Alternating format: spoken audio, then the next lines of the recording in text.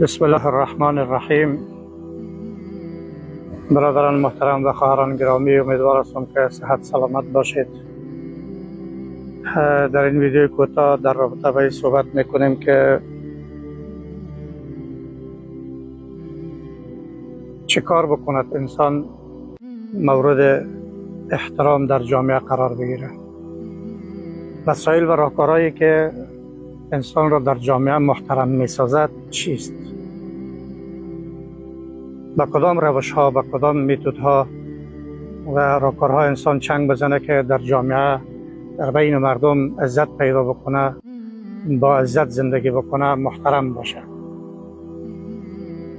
علمایی که در این زمینه کار کردن 5 وسیله را بسیار مؤثر میدانند.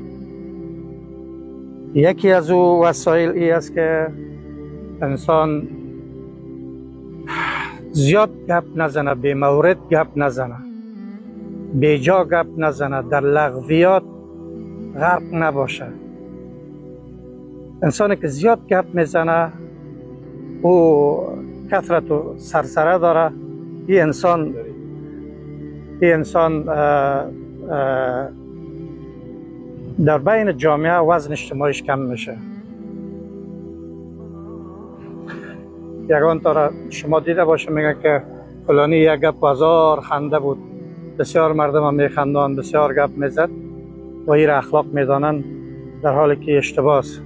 انسانی که میخواد در جامعه با عزت زندگی بکنه، وقار داشته باشه، وزن داشته باشه، شخصیت داشته باشه، از گپ بی معنا، از سخنان مالایعنی اجتناب میکنه. تلاش میکنه که از این چیزا دوری بکنه، به این چیزا اصلا رو نمیاره. و دوم چیزی که وسیله با عزت شدن انسان در جامعه میشه، غیبت نکردن مردم در بین مردم.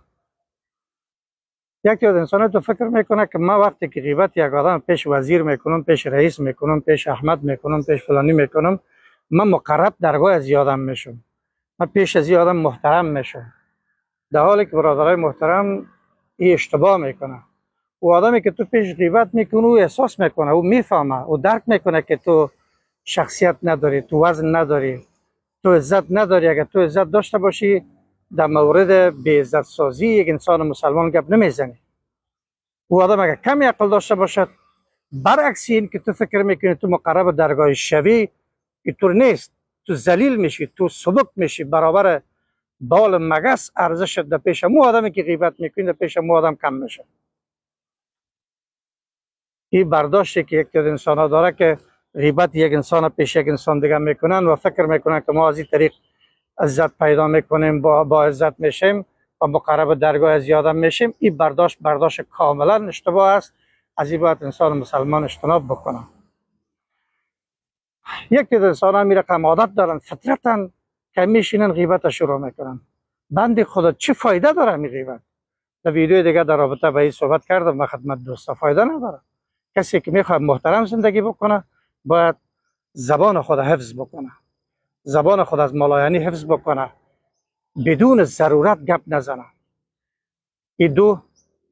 سوم وسیله که انسان با عزت میسازد در جامعه او است که توان نگفتن یا کلمه لا را عربی که میگن برش، توان لا گفتن در بعضی موارد داشته باشه.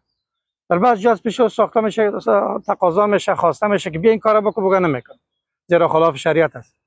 بیا در دل پشتو داخل شو، بگه نمیکنم. بیا در دل فارسی داخل شو، بگه نمیکنم.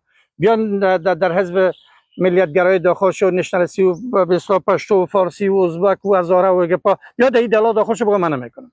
این توان باید انسان داشته باشه. این بس غلط از گرخای نشوی رسوا امرنگ و جماعت باش.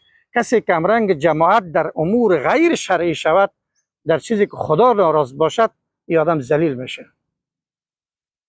ذلیل میشه. چهارم چیزی که وسیله عزت انسان میشه او است که انسان شکایت خود به غیر از خدا پیش کسی دیگه نکنه. از روزگار، از وضعیت، از زندگی، از همه چیز به الله جل جلاله باید شکایت بکنه. پیش مردم که شکایت میکنه، مردم چجور میشه؟ هر چه خواهی از خدا خواه ای پسر، نیست در دست خلای خیر و شر. پنجم چیزی که وسیله عزت انسان در جامعه می شود او ای است که انسان مسئولیت پذیر باشه.